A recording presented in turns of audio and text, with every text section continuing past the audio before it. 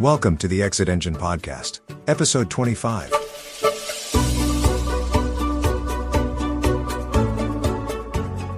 Good morning, John. Good morning, Joe. How you doing today, man? I'm doing great. Excellent. Well, we are seeing remember the movie Empire Strikes Back from the Star Wars? It's funny, I was talking about it this weekend. Oh, really? Interesting. What about it? We were debating, when I was in Virginia, we were debating what the best Star Wars movie was, and that was the one that came up, and my nephew, who just turned 21, agreed with me. So out of all the Star Wars movies, that's not just the original trilogy, but the whole thing. Right, and I have to contend my lack of knowledge of some of the ones that are the most recent ones, but he's seen all of them, and he said that Empire Strikes Back was number one. Yeah, I've seen all of them too. I think that I agree. Yeah. I think that overall, as a movie, as a total, as its own thing, it's probably the best film of all of them. No question. Agreed. Yeah, interesting. Well, the other thing that's the Empire Strikes Back, but in 2025, John. Yes. I think we're going to see something else strike back, and that's going to be strategic buyers. Now, why is that? Well, we already know that strategic buyers make up generally more than half of all acquisitions, right? More so, many more so than financial buyers, right? Right. And the reason is because, frankly, it makes a lot more sense for larger companies to buy mid-market companies for strategic reasons than it is going to be for pure financial reasons, right? In other words, you're not going to get a single owner buying. Rarely you're going to find a single owner or a single buyer who wants to just buy a $50 million company, right? Correct. And the reality is that most of the time it's going to be larger companies buying smaller companies, right? And so, yeah, and maybe we should just take a second to define what we mean, because you contrasted strategic buyers with financial buyers. Yeah, financial buyers, right, are private equity firms, and those investment firms who are looking at the company and are buying them for purely financial reasons. Yeah, they may bring in some operational people and strategic people, but they're buying it for a financial return. They're gonna monkey with the debt. They're gonna change things. They're gonna get them access to more capital and help them scale and grow. That's pretty much what the financial buyers. Strategic buyers are people that are in the industry, are doing similar things than the target company, and they are buying either technology or market share or geographic expansion or something so that they can sell either widgets or like adjacent widgets that the company's selling. They can sell those in addition to new clients. So that's essentially what strategic buyer is. So really the three big reasons, right? Why does a company strategically buy another company? Well, really three big reasons, right? One is to be able to get new market share, to be able to get access to a new market, right? That it couldn't get otherwise. The second reason is to be able to actually have again, more access to potentially niche markets, right? A larger customer base. You might be able to have ancillary products that you put together so that which would make like a bundling situation. But again, that's all kind of market related. But then obviously the other thing is that you might actually be able to be purchasing IP, right? You could be purchasing talent, right? You could be purchasing. When you're buying another company, you could be purchasing operational process, right? So the reality is that from a strategic standpoint, obviously, if I'm a large company, and I say I want to go and I want to get into this market now, and we've done some research and we see that this particular market of let's say women between 45 and 70 is a market that we can't get at. If we do that, we're going to have to go build an organization to go after that, and that's going to take a long time and potentially cost more money than if we buy one that already exists. Yep, exactly. Right. So the reality is that I'm going to go out. I'm going to start looking at all these different companies in this space, and I'm going to go through the process of the due diligence on the buy side to see who might be a good target for this. And by the way, most of the time when people are doing this, they are literally just going out, and it may be that you as a mid-market business owner at home listening to this podcast have had emails or phone calls from these companies basically looking to, sniffing around and maybe asking questions about stuff like that. So that may have been that, in private equity firms, conversely, are probably the two basic kind of things you may have had sniffing around your company in terms of looking for acquisitions. Yep, exactly correct. So again, the strategic buyer is going to go after something for a strategic reason. I need new market. I need your product. I need your process, right? Versus a financial buyer like a PE firm that is going to come after looking for a specific kind of return on a certain amount of time. And so that's the difference. Now, they are all strategic in their nature. Okay. So we call them strategic buyers just to separate them from the financial buyer that is, again, more profit oriented in a shorter hold situation. Whereas a strategic buyer is going to take this company and integrate it into their existing process or existing company probably, and make it one big company that just to be able to get them kind of exponential growth quickly. Right. Yes. So big companies are now, John, in 2025, right? We see the trend right now from all reports is that we're going to see even more strategic buying happening as we move into 2025 and beyond than we have seen even in the past. And there are a couple of reasons for that, right? So the first thing is that we are seeing from a probably from an economic standpoint, we are seeing a situation that is, again, still a little bit uncertain, maybe less uncertain than we thought it would be after the election and things like that. We don't exactly know at this point, as we sit here right now in January of 2025, exactly what's going to happen. However, we do know that there is likely going to be more downsizing and more consolidation. And so what that means is essentially is that we're going to see potentially a lot more strategic buying happening as companies try to go for how can I grow in an economy that might be down, might be up, may not be, not sure, but it is going to be a better buy or a better financial move for me to acquire somebody that already exists, is doing this well, than it is to go and start to try to from scratch. Yeah. And like an example would be, and again, I don't want to, get in the prediction game, but like a lot of companies are investing in artificial intelligence, and a lot of startups are starting themselves being an artificial intelligence company. And I'm sure everyone else is getting emails and connection requests from all these artificial intelligence companies that can do insert whatever it is, driving cars, all those types of things. Right. But I think a lot of opportunity and a lot of companies are either investing a little bit or holding off and seeing, hey, maybe I'll just buy one of these artificial intelligence companies and put it in my organization as opposed to waiting. And there's so much money chasing in from private equity. There's so much money in venture capital chasing the model or the company that figures all this AI stuff out. Just look at NVIDIA, right? NVIDIA is the one that really made money, is the only company that's really made money from AI yet. And they're selling the chips, right? They're the Cisco of the internet, of the artificial the Intel inside kind of thing, right? Yes. Cisco was the one selling picks and shovels back in the day for networking to build the internet. And I think NVIDIA, if I understand it, is one of those companies that's doing that for the infrastructure to be able to handle all the processing and all that stuff that AI requires.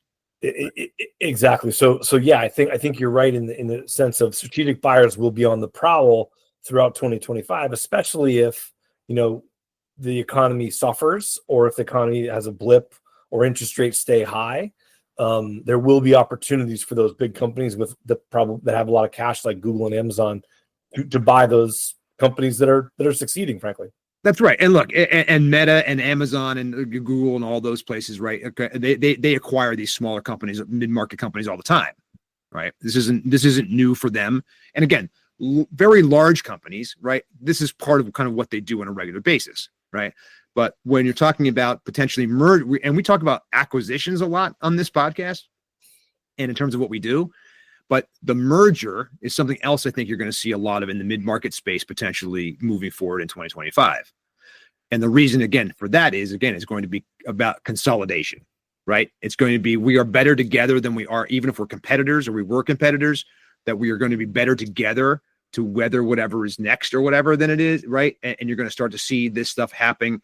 You hear about these things happen in the mid-market in the large market space all the time, right? Yeah, and I think with in general with the new administration coming in, who's going to be generally friendly to more mergers. I think that's in general true that Trump will be more friendly to mergers. There's obviously some exceptions, but I wouldn't be surprised if a merger is announced either in the next couple of weeks or right after the inauguration, because people have been probably working on it over the holiday. I wouldn't be surprised if we start seeing consolidation in large industries. So no, exactly right. So again, the point is that what is a, again, why do mid-market companies, why are they appealing to these larger companies, and why are they appealing potentially to each other, right?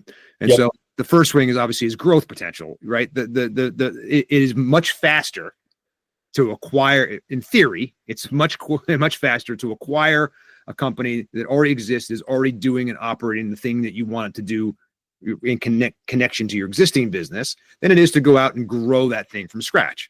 I have to go hire the people. I have to have the place. I have to have the space. I have to do whatever. There's a lot of investment there too.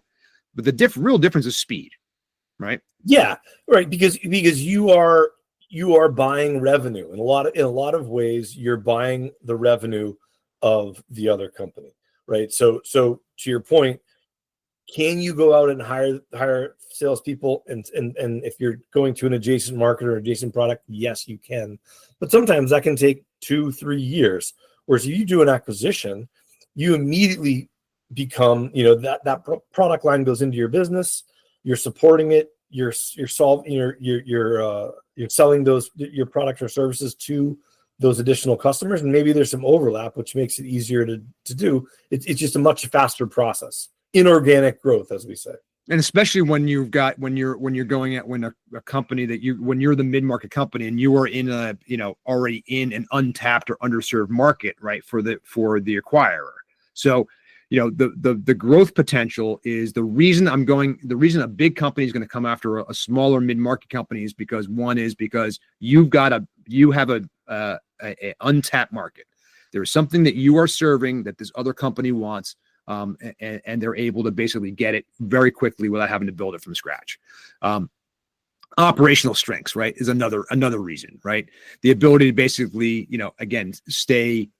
Mid-market companies tend to be a little bit more nimble.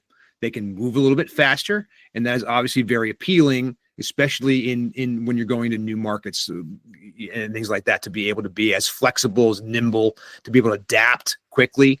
And also from an integration standpoint, it makes it a little bit easier.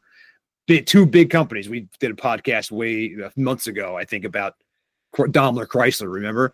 And that whole fiasco, those two giant behemoths trying to actually integrate. Well, it's much easier for a large company to integrate with a mid-market company than it is with another large company.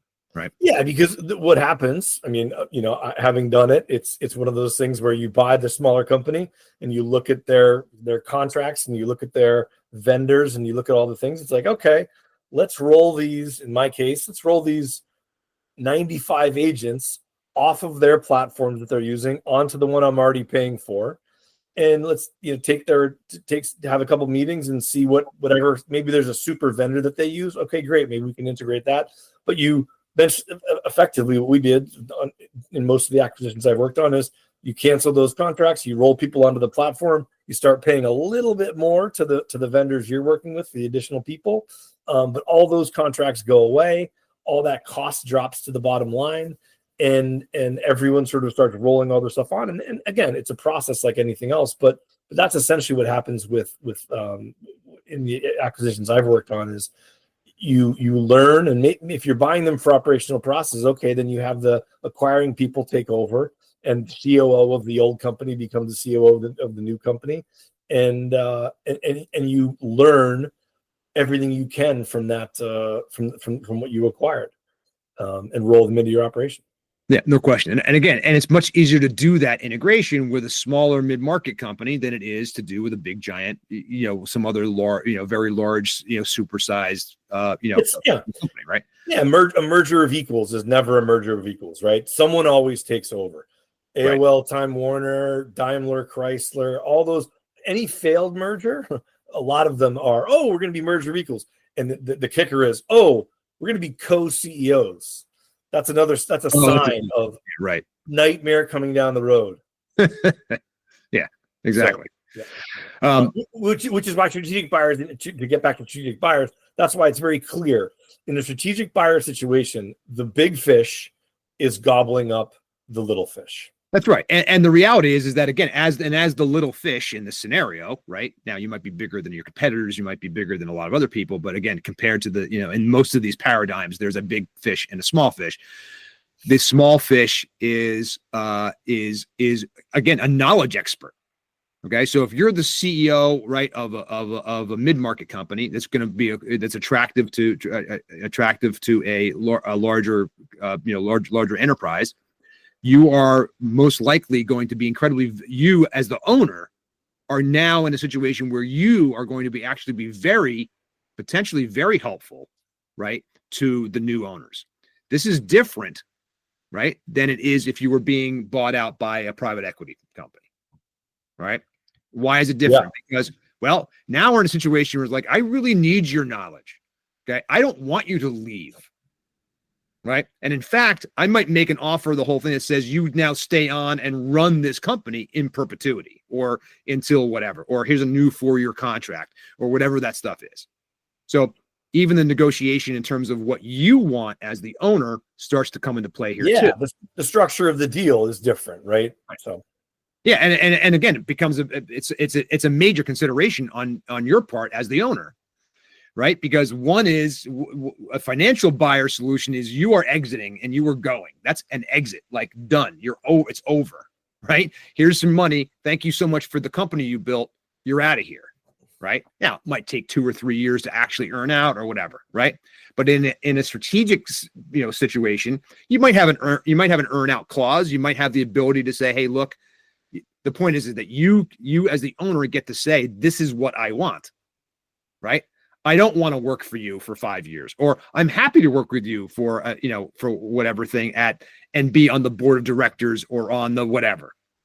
Right. So the reality is that your negotiation, the things that you can get out of a strategic buying situation are different than the things you're going to potentially get out of a financial buyer. Exactly. Okay? And so it's important to understand that stuff as you go into it, but understand that if you have a kind of unique audience, right? If you have a operational efficiency, because you have a smaller team, because you have subject matter expertise or market expertise, right? Because clients, you have those.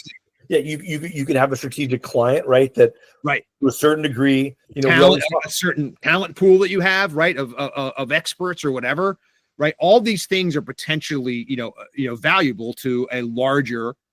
A larger player who would like to have this as part of their organization. And so those are the things that you're looking at. What are the things that I have as the owner of this mid-market company that these strategic buyers are going to want, right? And again, the process becomes exactly the same as the rest of it, which is now you're going to start looking at the things at your company and what is your company and what's going to make a good deal? What are the things that you want as the owner out of a deal like this? Right. And how can you position this company to prove to whatever strategic buyer that it's going to be a good investment for them to make? Yeah. And like an example of this would be, let's look at Google, right? Google's a good example of companies. If you think of what they're doing, when they bought YouTube, which I think was in 2009, before YouTube was like a morass of nightmarish content and copyrighted material, and it was sort of like free for all, right? It was a free for all place. You could find a ton of stuff on it. But what Google has done is Google's taken YouTube and they've made it sort of incredible, right? Their TV shows, they've made it the business, and they've sort of signed contracts and done the real work to make YouTube sort of an incredible part of their business. And Google's really built on acquisitions too. There's AdSense and DoubleClick, all those businesses that made up, like Google saw the writing on the wall with ads and with video and said, this is going to be the future of the internet. I want to be there. Strategically, we could build YouTube, sure, but they didn't. And they bought YouTube and realized just incredible gains from those businesses. Yeah, I mean, think about what YouTube has now. I mean, YouTube again owned by Google, right? But YouTube in and of itself, a giant brand with with an NFL contract. Yeah, with NFL contract, right? Like your TV service, like there's a lot, and I don't have this, but a lot of my friends have YouTube TV, and that's their TV service. Like and 6 years ago, 7 years ago, 8 years ago, that was maybe a pipe dream, but it wasn't even in the cards. Right. And maybe it might have been on some strategic roadmap somewhere in a 10-year plan or whatever. Right. But again, but YouTube couldn't become YouTube probably without Google. Right. So the idea that not saying YouTube couldn't have been something or whatever, and we wouldn't have known or been able to compare it. I'm just saying that there's no question that the resources, everything that Google has now gets applied to YouTube. Right. Explosion. Yeah. And that's the thing. And the same thing that, just you can make the same case for, the Meta brands and stuff like that, the stuff that Facebook has bought and all that stuff. So the reality is that, and there are various levels of successful integration after the fact. So not to be taken lightly is what will the integration be part of? And so when you're sitting there negotiating with a potential strategic buyer, one of the big questions you're going to want to ask is, what does the transition look like? What is the integration process? What are the things that what we would have to do in order to basically make this, kind of oddly shaped puzzle piece potentially fit into a larger puzzle picture, right? Yep. And that's where we're going to do we've already done some of this, but we'll talk in the next couple of weeks actually about integration specifically and about the challenges that exist with that. But in general, the idea here is that you still need to do the things, you still need to make your company the best, again, you want to be attractive, right? Yep. And so what you want to do at the beginning is to say, hey, look, maybe I'm going to attract a private equity firm or a financial buyer. Maybe I'm going to attract some single buyer guy that wants to have this, maybe that's a possibility. Or maybe I'm going to attract a strategic buyer. And again, you're going to put a lot of time and energy behind the strategic buyer thing, because the strategic buyer is going to be potentially the best outcome and the best fit. Okay. And what I mean by that is that, again, strictly from an acquisition standpoint, when you are, again, a strategic buyer is probably a better buyer if you can find one. Yeah. And one of the reasons why is, in my experience, is sometimes the financial buyers have sort of not different ideas, but a lot of their investment thesis is predicated on something that's going to change in the future, right? The strategic buyer often they have a product and they look at you as Joe mentioned earlier, it's an adjacent product or a geographic expansion. A lot of times with a financial buyer, they're looking at this from like, oh, I can take this and create a new industry from this company. And it can be really risky and it can be something that you may not want to do, right? Like in my experience, this happened with us, with a company that I worked with a long time ago as a partner back in 2006. Long story short, they had this idea that, did I think it could work? Yes, I did think it could work. Did I think it was likely to work? Well, I don't know about that. And it ended up not working. And the reason it didn't work, it was a risky bet. They were making a bet that they could create a new powerhouse to other existing companies like Bloomberg, and it just didn't work. And so they are along for a ride that you may not want to be along for if you're the entrepreneur of your sort of your mid to smaller size business. And hopefully that makes sense. But oftentimes your strategic buyer is sometimes a little bit more realistic and has a business plan that you can really understand, because they're sort of in your market, if you will. Yeah, exactly. And I think and I think a big part of that, and you're going to figure this out as you talk with interested parties and the whole thing. And this is no small decision to make, right? Is there might be a number of different strategic acquirers. Okay. Yes.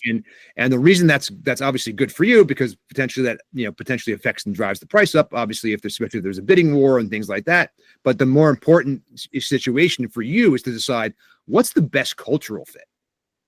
Because remember, even if you decide that you're going to be out in 2 years or 3 years or whatever, or even if right away, if you can manage that or whatever, the reality is that your entire organization, your staff, your everybody that you've been working with for years and years, right, is now going to be part of this other company.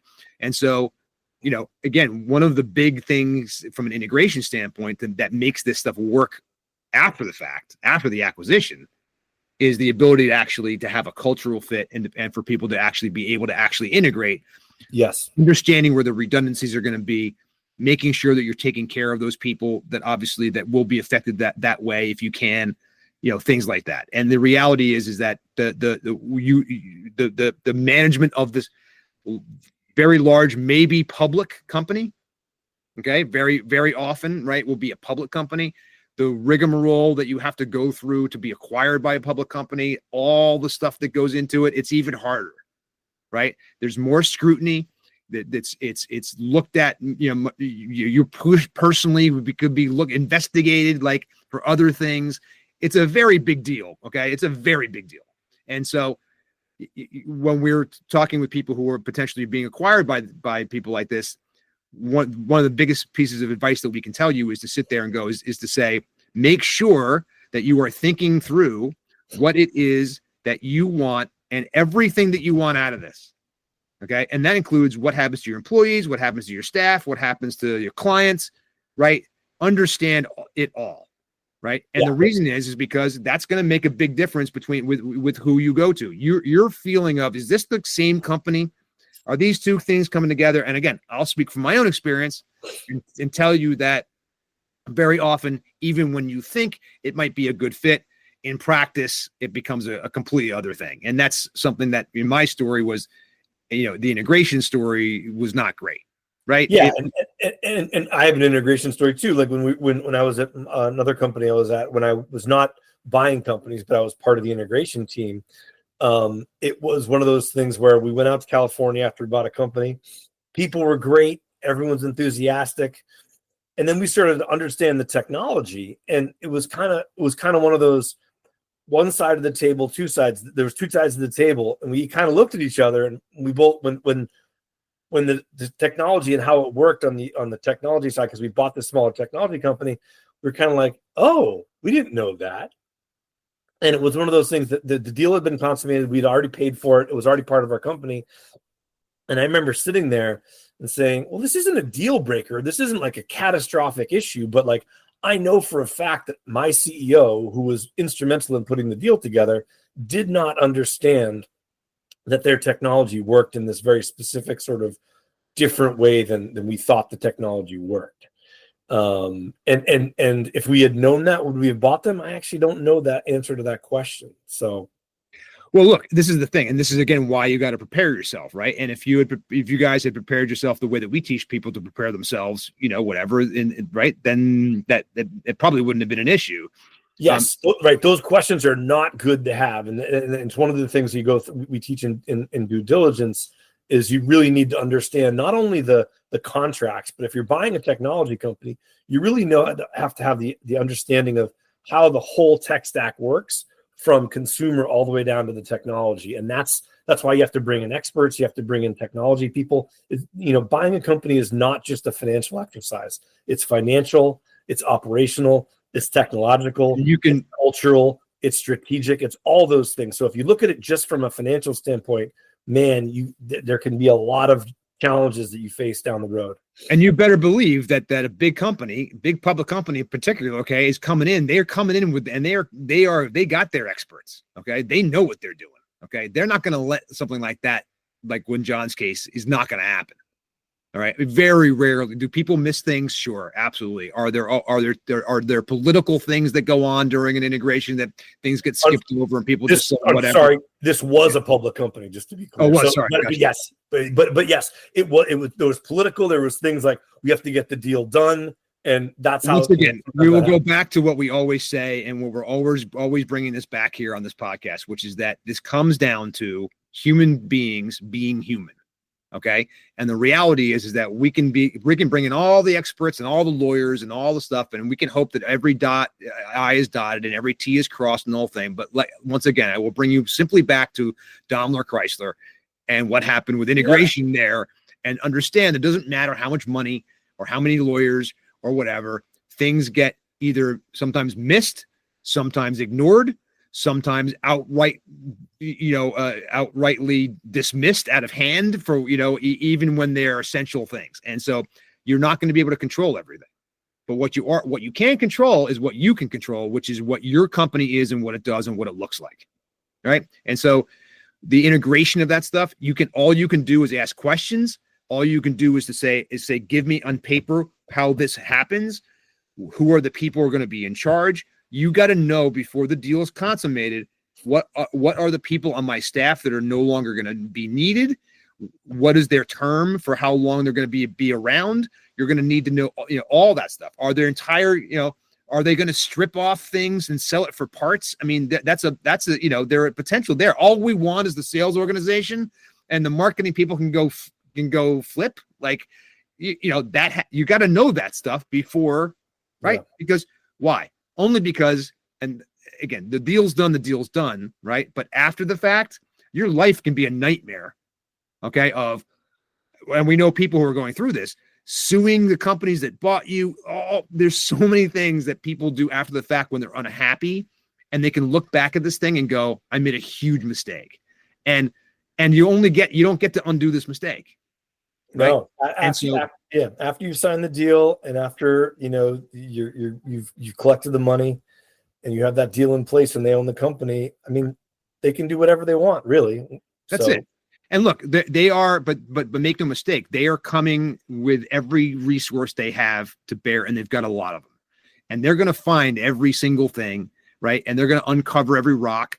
And they're going to look at every single document and everything else. Okay. So there's no hiding. There's no getting around any of this. It is going to be, but what we'd say is embrace it. Okay. Take control of it yourself, and to say, hey, look, I know that you're Google or whoever you are, and you don't scare me. Right. Because I know what I have. I know what I'm worth. I have the people on my side who are helping me through this. And I understand that I'm not going to be taken advantage of. Right. And I will say no to a deal with Google. Just say no. Sometimes that's what you have to do. Not recommending everybody say no to Google. I am saying, however, that it is worth the thought of saying that you don't have to do this. Right. Correct. If it doesn't make sense for you in every way it can. And again, that doesn't mean you get everything. Okay. It's a negotiation. But don't be afraid to sit there and ask for what it is that you want, and ask the questions about what happens. How does this work? What will you do next? Who's the people that will be involved in that? Where do I sit? Whatever it is, right? Do I get a corner office? Do I get the thing? Do I get how many, right? What are we doing here?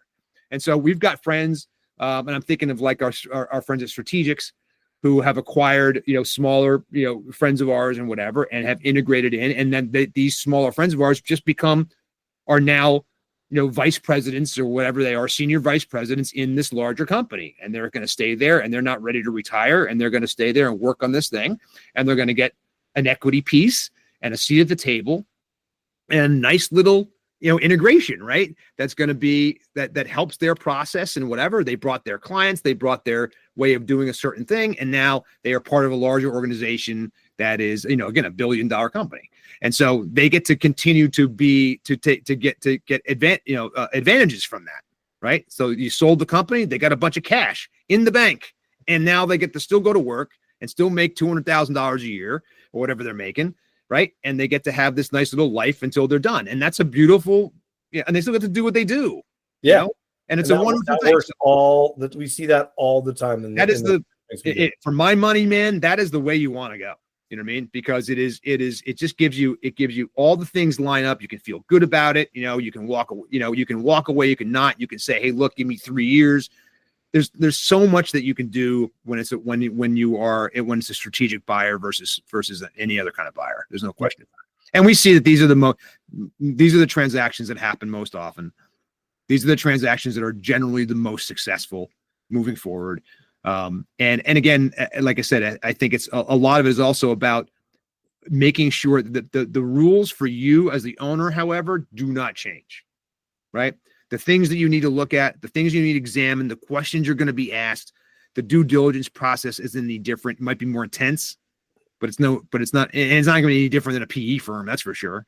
True. Right. So the idea is that you're going to still need to do the things you need to do. You still need to worry about your saleability. You still need to worry about your overall value.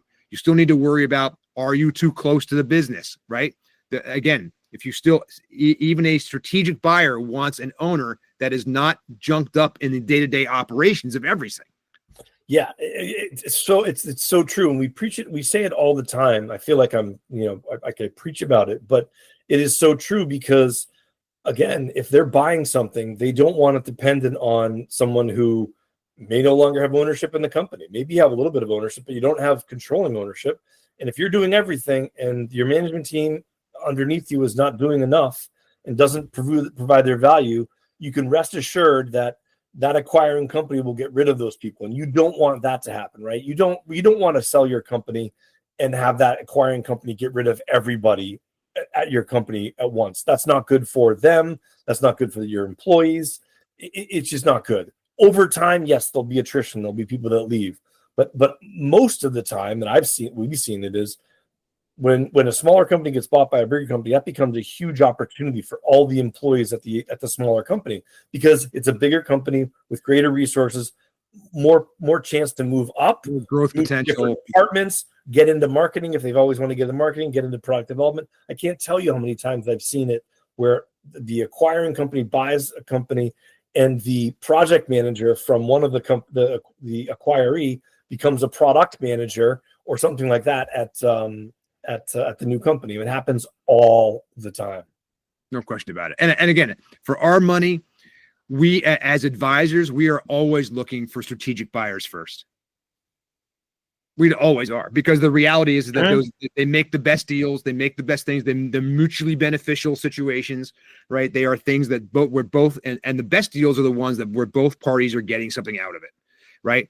And again, that's true of any deal, you could say in general, obviously, but I think that the deals where there just is there's a more of a business fit. Yeah, and I think of the word tangible, right? There's more of a tangible value in these strategic acquisitions, right? Because, again, people know their businesses, they know what they can do. Venture capital and private equity has some crazy ideas sometimes, and there's a fit for companies. But I agree with you that strategic buyers and strategic acquisitions, most of the time is obviously your meeting of the minds, but it's like, oh, I understand this person. I understand this business. They're not going into crazy new businesses. I'm buying something that I understand. And look, we're spending a lot of time on this podcast, even today, just talking about like big companies buying smaller, mid-sized companies, whatever. But the reality is that, there might be a 400-pound gorilla just in your market. That's not necessarily even a big, giant, huge, public company or whatever, but is big enough in your market to be, from a competitive standpoint, that you would be interested in aligning with them. So, and that potentially would be, again, merger and acquisition, whatever label you want to put on it, however the deal is arranged. There are most likely, in your industry right now, 400-pound gorilla people who might be interested right now in actually what you have, and you probably know who they are. So the conversations could even start over drinks or whatever and say, hey, look, I've got this thing. I want to get out. I have this thing that you would be interested in. Here's the 17 reasons why you should buy me. Right. And again, you got to know what those reasons are. Right. You got to go in, you got to do the work. You got to understand the market in terms of the business, not just the market, your market in terms of what you're selling your product to and whatever. Right. And so that's where the helping of advisors and things like that, like us at Exio or, hundreds of other people like that can actually help you, be able to determine what is the value that you've got, what is the thing that people are going to want. And then they'll help you go out and find the people that might be interested in purchasing you. Those people aren't necessarily going to preclude, private equity buyers as well. And especially in an initial round of looking for people, to buy. But the reality is that you are probably going to have much more success in, long-term by selling this to a competitor or to someone in your industry or into a 400-pound gorilla or to some larger public company that needs what you have, right? And understanding that as you grow your business is also important. It's not just about the last day, right? First of all, any kind of merger or acquisition situation is going to take years. Okay, so to be clear, right, this is not something where you sell the company tomorrow, suddenly just sell it, and they pay for it in cash, and you walk out the door with the thing, right? You know this, right? No, the entire process of this thing could take years. And so being able to say ahead of time, hey, have thought it through. Here's how I would like to do this. I would like to find a strategic buyer. Why do I think a strategic buyer would buy me? Here are 7 reasons I think that a strategic buyer would find me attractive. Blah, blah, blah. Absolutely. Great. Financials. Get those things in line. Make the case for why that is, and then pick up the phone and start calling your competitors. I know it sounds like it's ridiculous. It's not. You know who your competitors are. You know them. You might even hate them. I mean, we come across that more than anything else. Yeah. And I don't want to talk by my competitor. I hate that guy. Yeah. And they're like, why do you hate him? And then we ask the question, why do you hate him? Be like, oh, he's my competitor. And we're like, okay, yeah, right, well. Exactly. Right. But suddenly it's like, there are things that are good, potentially good fits and good opportunities that way when you start talking with people and are open, to what the possibilities can be. But the process is going to be exactly the same as anything else, and it's going to be prepping yourself for that. So before you even get to worry, you may come into a situation and say, look, I know the strategic buyer is going to be maybe the best fit for me, but that doesn't mean that these other things aren't viable strategies as well. And so the idea is that, again, the good news is prepping for any of this stuff, don't even worry about what the actual thing is. Just get the company ready. Do the things you need to do as the owner. Back yourself off. Have a management team in place. Make sure that you have good customer concentration. Make sure that you're right. What are your financials like? Can you prove that over the last 3 years you've seen increasing revenue and increasing profitability? Right? Can you demonstrate that on paper? Right. Clear up any lawsuits to a degree. Make sure you're compliant with everything. Do you have contracts that are right? What's your supply chain like? Right. What are your risk? Right. So anywhere you can remove risk from your business, be it lawsuit risk or compliance risk or anything like that, a buyer is going to love that. That's exactly right. So all those things are the same. And then what you'll have is a list of 4 really good reasons why these 7 different, larger companies would be interested in buying me. And it'd be a relatively easy case to make, right? Because if you're a healthy company and you're well put together and you've done the things that that you've learned on Exit Engine, what you should be doing, then you're going to be right in the catbird seat, right? You're going to be the person who's going to be the most identifiable, the company that's the most valuable, the most desirable of other people, because you've gone through the work of getting the company right. Right. Yeah. And the other thing that, we talk about sometimes, we don't talk about, I don't think we talk about this enough, is realize that when a strategic buyer is talking to you, they are talking to other companies like you, right? So yes, you may have some sort of unique niche and geographic, specialty or technology, but realize that from just a risk standpoint, they don't know you yet. They might be dealing with a crazy person. They don't know that you're not a crazy person and that you want a crazy multiple for their company. So just by definition, you have to realize that you are in competition with your competition and not selling your widget or selling your service. You're in competition with the other entrepreneurs who may be selling their business and whose businesses may be equally or more attractive than yours for whatever reason. So it's further reasons why buttoning up all these things and making your company be as attractive as possible is a critical component of when you want to sell your company. No question about it. And the reality is, before you decide to sell the company, do this work, because you don't have to. You have to decide to sell it. What you have to decide is to make the healthiest, most attractive company that you can make. Exactly. Right. And that's a different mentality from what you've been doing for the last however many long years you've been doing this. You've been trying to grow a business right? That makes money, that is profitable, that gives you a good living, that provides for your family, that does all the things that that you do, right? And now you're in a situation where it's changing. The nature of your company becoming the marketable asset, right? And comparing that as a whole to other companies in the universe that potentially could be good fits, right? That's what the buyers are doing, right? They're Exactly. looking at these individual things. And so what you want the first step to be, wow, this company is a nice shiny apple, right? That's what I want. And then we'll get into the specifics, and it still may not work out. Okay. But the reality is that it won't work out because you're not prepared. It won't work out because you're not a good company, you're not valuable, because it will work out with the next guy. Right? Yes. If you're a good, solid company, whatever, somebody will buy you. Somebody will buy you if it's that way. But if you think you're going to put one over on Google, all right, or if you think that you can get away without doing some of this work and it's just going to take care of itself or whatever, you're going to end up screwed, man. You'll be on the losing end of that deal Very true. every single time. This is the Exit Engine Podcast. I'm Joe. That's John. You have heard us every week now for I don't know how long, but we're going on. We're about to approach our 25th episode. Yes. Yeah. I did not know that. Yeah. So it's been in 25 short weeks since we started this. We're about to hit 25. I think it might be not this one, but maybe the next one. In any case, very close to 25. That'll be a milestone for us to hit.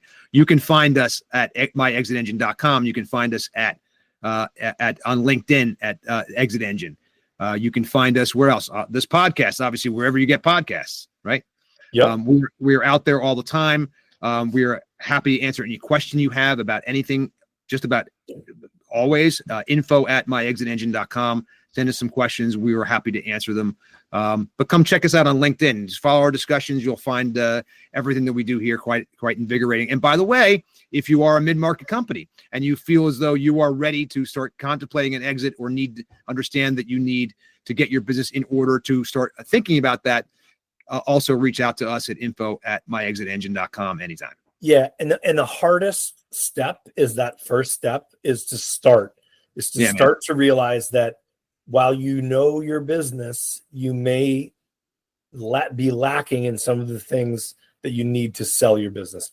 That's if you ever have that thought, right. Info at myexitengine.com. Drop us a line. That's exactly right. By the way, one phone call, we're gonna teach you some stuff real quick that's gonna get your ship right. By the way, because we know there are things that almost every company has in common. Okay, and some of the things that you're doing right now are things that, again, not your fault, but things that could immediately change your value and right now. Okay. So wherever you are, wherever you think you are right now, it doesn't mean where you're going to end up either. So understand that part of selling a company is planning to sell the company, right? And how you plan to do that. And that's what people like us at Exio and hundreds of other advisors out there can help you do, is to figure out how to go about this. What are the steps I need to take? What are the things I need to change? How do we get that stuff done? And then I will be attractive to a strategic buyer or any other kind of buyer out there potentially, if you have a solid asset that's ready to be sold. Okay? Exactly correct. Excellent. Thanks again for listening, everybody. I'm Joe. That's John. Have an awesome day, John. We will talk to you very soon. Thanks, Joe.